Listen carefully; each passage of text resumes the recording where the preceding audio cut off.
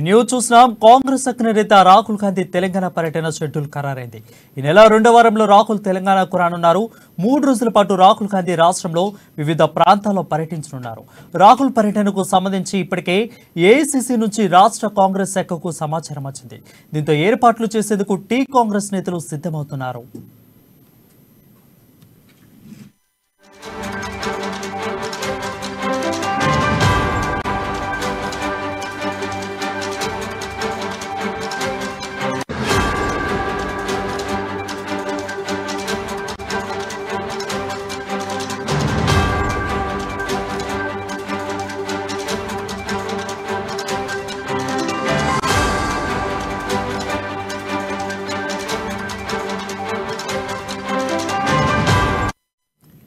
ఎన్నికల వేళ రాహుల్ పర్యటనతో టీ కాంగ్రెస్ మరింత ఉత్సాహంలో రానుంది. అయితే గత నెలలో హైదరాబాద్లోని తుక్కుగడలో టీ కాంగ్రెస్ నిర్వహించిన విజయ్ గర్జన భారీ బహిరంగ సభలో సోనియా గాంధీతో కలిసి రాహుల్ గాంధీ పాల్గొన్నారు. ఈ సభలో రాహుల్ తన ప్రసంగంలో బీఆర్ఎస్ బీజేపీలపై తీవ్ర ఆరోపణలు చేశారు. ఆ రెండు పార్టీలు ఒకటేనని విమర్శలు కురిపించారు. అయితే కాంగ్రెస్ అధికారంలోకి వస్తే 6 గ్యారెంటీలను తప్పకుండా అమలు చేస్తామని తెలిపారు. కాంగ్రెస్ ను గెలిపించాలని ప్రజలను కోరారు. త్వరలో ఎన్నికల షెడ్యూల్ రానున్న క్రమంలో రాహుల్ పర్యటనను విజయవంతం చేయాలని, దీనివల్ల క్యాడర్లో ఉత్సాహం నింపాలని కాంగ్రెస్ వర్గాలు భావిస్తున్నాయి.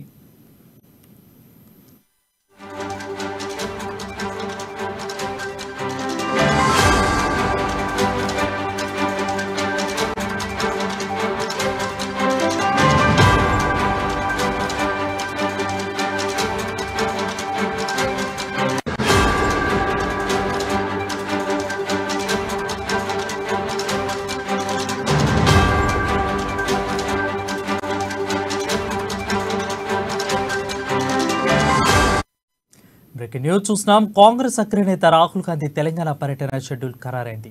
ఈ నెల రెండో వారంలో రాహుల్ గాంధీ తెలంగాణకు రానున్నారు.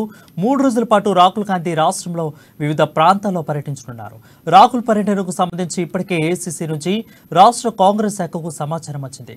దీంతో ఏర్పాట్లను చేసేందుకు టీ కాంగ్రెస్ నేతలు సిద్ధమవుతున్నారు. దీనిపై మరింత సమాచారం మా ప్రతినిధి హరీష్ అందిస్తారు. హరీష్, చెప్పండి. Thank you. కాంగ్రెస్ పార్టీ సంబంధించి వరుసగా అధిష్టానం తెలంగాణపై ఫోకస్ చేసిన నేపథ్యంలో ఇప్పటికీ తుక్కుగూడ సభ కావచ్చు, వరంగల్ సభ కావచ్చు, నేతలంతా కూడా ఇక్కడ సిడబ్ల్యూసి సమావేశాలు, కీలక సమావేశాలు కూడా ఏర్పాటు చేయడం జరిగింది. 3 రోజుల పాటు మొత్తం కాంగ్రెస్ పార్టీకి సంబంధించిన అగ్రనేతలు కావచ్చు, ఆయా రాష్ట్రాలకు సంబంధించిన ముఖ్యమంత్రులు, పిసిసిలు, సిఎల్పి నేతలంతా కూడా 3 రోజుల పాటు సిడబ్ల్యూసి సమావేశాల్లో పాల్గొన్నారు. మొన్న ఏదైతే తుక్కుగూడ విజయబేరి సభ కూడా సోనియా గాంధీతో పాటు ఏఐసీసీ అధ్యక్షుడు మల్లికార్జున ఖర్గే, అగ్రనేత రాహుల్ గాంధీ కూడా హాజరయ్యారు. అంటే పూర్తిగా ఏదైతే తెలంగాణకు సంబంధించి కూడా ఇప్పటికే అధిష్టానం కాంగ్రెస్ పార్టీ పైన ఫోకస్ చేసింది. ప్రధానంగా చూడొచ్చు, తెలంగాణకు సంబంధించి వచ్చే ఎన్నికల్లో అధికారమే లక్ష్యంగా కూడా కాంగ్రెస్ పార్టీ వెళ్తుంది. ఈ నేపథ్యంలో కూడా అక్కడ కర్ణాటక ఫలితాల తర్వాత కూడా ఖచ్చితంగా తెలంగాణలో కూడా అధికారంలో చేపడతాం ఇప్పటికే పలుమార్లు కూడా రాహుల్ గాంధీ చెప్పడం జరిగింది. నేపథ్యంలో తెలంగాణకు సంబంధించి కూడా కాంగ్రెస్ పార్టీకి భారీ పెద్ద ఎత్తున గ్రాఫ్ పెరుగుతున్న నేపథ్యం కనిపిస్తుంది. ఎందుకంటే ఇతర పార్టీలకు సంబంధించి కూడా ఆ చేరికల విషయం గతంలో బీజేపీ వర్సెస్ బీఆర్ఎస్ గా ఉన్న నేపథ్యం కావచ్చు, ఇప్పుడు అంటే మొత్తం కాంగ్రెస్ వర్సెస్ బీఆర్ఎస్ గా మారిన పరిస్థితి. అక్కడ ఏదైతే ఇక్కడ బీజేపీ నుంచి కావచ్చు, బీఆర్ఎస్ నుంచి కావచ్చు అసంతృప్తితో ఉన్న నేతలంతా కూడా కాంగ్రెస్ పార్టీలో చేరడం జరుగుతుంది. నేపథ్యంలో ఇప్పటికే పలు డిక్లరేషన్లు ఇవ్వడం జరుగుతుంది. మొన్న తుక్కుగూడ సభ వేదిక ద్వారా 6 గ్యారెంటీల హామీని కూడా సోనియా గాంధీ ప్రకటించిన నేపథ్యం. ఇంకా ఎన్నికలకు సంబంధించి కూడా ఇంకా 2 నెలల కాలం ఉన్న నేపథ్యంలో కూడా అంటే ఖచ్చితంగా ఎన్నికల వరకు అధిష్టానం వ్యక్తి నేతలంతా కూడా తెలంగాణలో పర్యటించాలి, సభలు పాల్గొనాలి, ఇతర డిక్లరేషన్లు ఆ డిక్లరేషన్లు అనౌన్స్మెంట్ చేయాలి అనే దానిపైన ఖచ్చితంగా అంటే మొన్న రాహుల్ గాంధీ విజయబేరి సభా వేదిక కూడా చెప్పడం జరిగింది. ఖచ్చితంగా బీజేపీ, బీఆర్ఎస్ పార్టీలు 2 ఒకటే, మిగతా సంబంధించి ఆ పార్టీలో అధికారంలో పెట్టేందుకు అంటే కలిసే పనిచేస్తే అనే పలు సూచనలు చేయడం నేపథ్యంలో కాంగ్రెస్ పార్టీ సంబంధించి ఖచ్చితంగా అధికారంలోకి వస్తుందని కూడా సూచన చేయండి. దీంట్లో భాగంగా రాహుల్ గాంధీ మనకి ఎలా ఆయన షెడ్యూల్, ఆయన టూర్ కూడా కన్ఫర్మ్ అయినట్టుగా తెలుస్తుంది. ఈ నెల 9వ తేదీన కూడా రాహుల్ గాంధీ తెలంగాణ టూర్ ఉంటారు. వచ్చే నెల మొదటి వారం లేదా చివరి వారంలో ప్రియాంక గాంధీ ఆ షెడ్యూల్ కూడా ఖరారైనట్టుగా తెలిసిన నేపథ్యంలో అంటే ఇప్పటికే ఎన్నికల సమర్పిస్తున్న నేపథ్యంలో కూడా నేతలంతా అంటే ఒక నెల తర్వాత మరో నెలలో అగ్రనేతల పర్యటన ఉండాలి. ఇది అనేది దాంట్లో భాగంగానే ఇప్పుడు నిజామాబాద్ సంబంధించి పెద్ద ఎత్తున భారీ బహిరంగ సభను చేపట్టాలి. అక్కడే ప్రియాంక గాంధీ ఆ సభకు రానున్నారు. అలాగే మహిళా డిక్లరేషన్ కూడా ప్రియాంక గాంధీ ప్రకటించే నేపథ్యం ఉన్నది.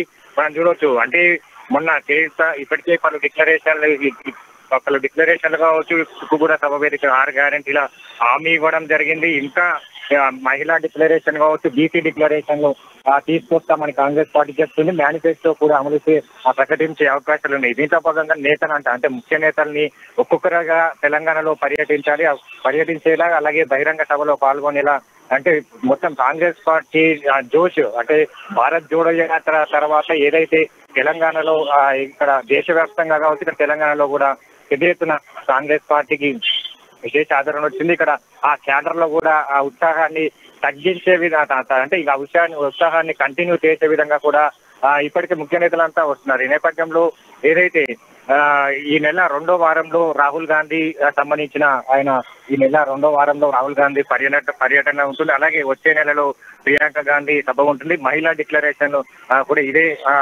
సభ నుంచి కూడా నిజామాబాద్ సభ నుంచి పెద్ద ఎత్తున భారీ బహిరంగ సభలు చేపట్టాలి. ప్రియాంక గాంధీ చేతుల మీద కూడా మహిళా డిక్లరేషన్ ప్రకటించాలి. అలాగే మిగతా సంబంధించి ఇంకా మరి బీసీ డిక్లరేషన్ కావచ్చు, ఇతర డిక్లరేషన్లు ఆ డిక్లరేషన్ లో కూడా ఇంకా ముఖ్య నేతలంతా కూడా పిలిచి అది మొత్తం ఎన్నికల వరకు కాంగ్రెస్ పార్టీలో ప్రజలకు కావచ్చు, ఇక్కడ పార్టీ కార్యకర్తల్లో ఏమాత్రం తగ్గించకుండా కూడా నేతలంతా పర్యటనలు చేపట్టే భాగంగా అధిష్టానం కూడా ఇలాంటి ఈ అగ్రనేతలకు సంబంధించిన టూర్లను కూడా ముఖ్య చేసినట్టుగా తెలుస్తుంది. ఇక్కడ ముఖ్య నేతలంతా టీపీసీసీ నేతలంతా కూడా ఈ ఏదైతే ప్రియాంక గాంధీ కావచ్చు, రాహుల్ గాంధీ సంబంధించిన టూర్ విషయంలో కూడా అన్ని ఏర్పాట్లను కూడా చేస్తున్నట్టుగా తెలుస్తుంది. రైట్ హరీష్, అయితే ఫస్ట్ సభలో తొక్కకూడ సభలో అయితే 6 గ్యారంటీల స్కీమ్లు అనేది ప్రకటించారు. రేపు జరగబోయే సభలు లేదా పర్యటనలలో కొన్ని హామీలను లేదా మేనిఫెస్టోలు ప్రకటించే అవకాశాలు ఏమైనా కనిపిస్తున్నాయా? ముఖ్యంగా మేనిఫెస్టో సంబంధించి కూడా మాజీ మంత్రి శ్రీధర్ బాబు నేతృత్వంలో కూడా కమిటీ వేశారు. కమిటీలో కూడా ఇప్పటికే క్షేత్రస్థాయిలో అక్కడ ఆదిలాబాద్ కావచ్చు, నిజామాబాద్ కావచ్చు, అక్కడ క్షేత్రస్థాయిలో వెళ్లారు. ఈ రోజు వరంగల్ లో కూడా ఏదైతే మేనిఫెస్టో సంబంధించి అంశాలను ఇతర ప్రజలు కావచ్చు, మేధావులు కావచ్చు అందరితో సంప్రదింపులు జరుపుతున్నారు. అందరి సూచనల మేరకే అందరికి ఆమోదయోగ్యమయ్యే మేనిఫెస్టోలోని అంశాలు చేర్చే విధంగా కావచ్చు ఈ క్షేత్రస్థాయిలో పర్యటన చేపట్టి దీంట్లో భాగంగానే ఇప్పటికీ ఇక్కడ ఏదైతే హైదరాబాద్ కు సంబంధించి కూడా మెట్రో విద్యార్థుల కోసం పరీక్షా వేళలో ఉచిత మెట్రో సర్వీస్ ను కల్పిస్తే బాగుంటుందనే మేనిఫెస్టోలో అలాంటి అంశాలు అంశాలను పొందుపరచడానికి పైన కూడా వాళ్ళు నిన్న ఏదైతే శ్రీధర్ బాబు నేతృత్వంలో నిన్న జరిగిన సమావేశంలో కూడా పలు తీర్మానాలు తీసుకున్నారు. అలాగే మిగతాకు సంబంధించి మహిళలకు సంబంధించి కూడా మహిళా డిక్లరేషన్ నిజామాబాద్ వేదిక ఉన్న నేపథ్యం కావచ్చు, ఇప్పటికీ కర్ణాటక సంబంధించి కూడా గృహలక్ష్మి పేరుతో ఇప్పటికీ 6 గ్యారెంటీలలో కూడా పొందుపరచడం జరిగింది. 2500 నెలకు ఆర్థిక సాయం కావచ్చు, 500 గ్యాస్ సిలిండర్ ఇస్తామన్నట్టు కూడా 6 గ్యారెంటీస్ లో ఉన్న నేపథ్యం. ఇంకా మహిళలకు సంబంధించి ఉచిత బస్సు ప్రయాణ సౌకర్యం కావచ్చు, మిగతా మహిళలకు ఏ విధమైన ఎలాంటి పథకాలు తీసుకొస్తే మేనిఫెస్టోలో పొందుపరిస్తే కావచ్చు, మహిళా డిక్లరేషన్ మహిళలకు సంబంధించి ఇంకా ఏ విధమైన అంశాలు ఉన్నాయి, మహిళలు ఎలాంటి పథకాలను కోరుకుంటున్నారు అనే దానిపైన పూర్తిలో క్షేత్రస్థాయిలో వెళ్తున్నారు. అందరి ఏదైతే ఫీడ్బ్యాక్ తీసుకుంటున్న నేపథ్యం కనిపిస్తుంది. అంటే మహిళా డిక్లరేషన్ సంబంధించి కూడా ఏదైతే నిజామాబాద్ వేదిక కూడా ప్రకటించే విధంగా కూడా మహిళా డిక్లరేషన్ దీంట్లో భాగంగానే దానికి సబ్ కమిటీ మహిళా డిక్లరేషన్ కమిటీ కూడా ఉన్నది. ఆ కమిటీలో కూడా అనేక అంశాలపైన చర్చ తీసుకున్నారు. మహిళల నుంచి కూడా ఫీడ్బ్యాక్ తీసుకునే నేపథ్యం అంటే పూర్తిగా ఇప్పుడున్న రాష్ట్ర ప్రభుత్వం కావచ్చు, కేంద్ర ప్రభుత్వం కావచ్చు మహిళల కోసం ఏ పథకాలు ప్రవేశపెట్టింది. గతంలో కాంగ్రెస్ అధికారంలో ఉన్నప్పుడు మహిళలకు వడ్డీ రేలేని రుణాలు కావచ్చు, అభ్యాసం కావచ్చు, ఇలాంటి చాలా పథకాలు తీసుకొచ్చింది. వాటిని ఇంకా ఇప్పుడు ఉన్న జనరేషన్ తగ్గట్టుగా కావచ్చు, ఇప్పుడు ఉన్న స్థితిగతుల తగ్గట్టు కావచ్చు మహిళలకు ఏ విధంగా డిక్లరేషన్లు ఇస్తే బాగుంటుందన్న పైన కూడా ఇప్పటికే క్షేత్రస్థాయిలో కమిటీ పనిచేసే నేపథ్యంలో దీనిపైన అంటే ఖచ్చితంగా మహిళలు కోరుకునే పథకాలే తీసుకొస్తాం. మహిళలకు సంబంధించిన మహిళల అభివృద్ధి కోరుకుంటాం. మహిళలకు సంబంధించి ఈ గతంలో ఇందిరమ్మ ఇల్లు ఇచ్చాం, అభయస్థం, వడ్డీ రుణాలు ఇచ్చాం. అలాంటి అంశాలతో కూడిన డిక్లరేషన్ ఉంటుందని కూడా కాంగ్రెస్ నేతలు చెప్తున్న పరిస్థితి. ఇంకా బీసీలకు సంబంధించి బీసీ డిక్లరేషన్ కావచ్చు, అన్ని సామాజిక వర్గాలకు కాంగ్రెస్ పార్టీ మేలు చేసే విధంగా ఈ పథకాలు కావచ్చు, మేనిఫెస్టో రూపకల్పన కావచ్చు, అనేక అంశాలు ఉంటాయి. గతంలో కాంగ్రెస్ పార్టీ అధికారంలో ఉన్నప్పుడు ఏదైతే తీసుకొచ్చిన పథకాలు దేంట్లో కూడా వైఫల్యం చెందకుండా ఖచ్చితంగా అమలు చేసి తీరాం.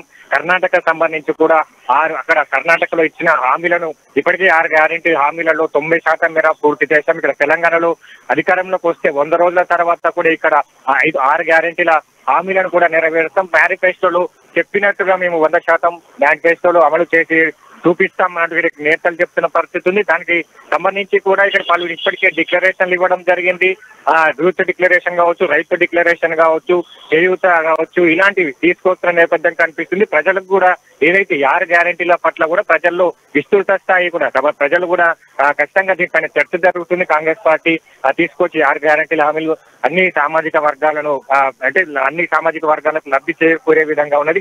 కర్ణాటకలో ఆల్రెడీ ఇంప్లిమెంట్ చేస్తున్న నేపథ్యంలో కూడా ఇక్కడ కూడా ఖచ్చితంగా అధికారంలోకి వస్తే చేస్తున్నట్టుగా కూడా చాలా వరకు ప్రజల్లో కూడా ఆదరణ కనిపిస్తుంది. ఈ నేపథ్యంలో ఇంకా డిక్లరేషన్లు కావచ్చు, నేతలంతా వస్తున్న క్రమం ఉన్నది. అంతా ఢిల్లీ అంటే అధిష్టానం మొత్తం తెలంగాణ వైపు చూస్తున్న నేపథ్యం కనిపిస్తుంది. తెలంగాణ స్పెషల్ గా ట్రీట్ చేసే విధంగా కూడా ఇక్కడికి సిడబ్ల్యూసి కీలక సమావేశాలైన సిడబ్ల్యూసి సమావేశాలు తెలంగాణలో ఏర్పాటు చేయడం జరిగింది. గతంలో కూడా రాహుల్ గాంధీ పర్యటన చేశారు. భారత్ జోడో యాత్ర తెలంగాణలో ఉండే విధంగా కూడా పర్యటన జరిగింది. అగ్రనేతలు సోనియా గాంధీ కూడా వచ్చిన నేపథ్యం కావచ్చు, ఇంకా అంటే ఈ ఖచ్చితంగా ఎన్నికల వరకు ముఖ్య నేతలు కావచ్చు, అగ్రనేతలు అంతా పర్యటన ఉండే విధంగా ఉంటుంది. అలాగే మిగతా పథకాలకు సంబంధించి ఇప్పటికే కూర్పు జరుగుతున్న నేపథ్యంలో ఇంకా కార్యకర్తలు జోష్ పెంచే విధంగా కూడా పలు సభలు కూడా నిర్వహిస్తామన్నట్టుగా కూడా అధిష్టానం సూచిస్తుంది. Harish for the updates.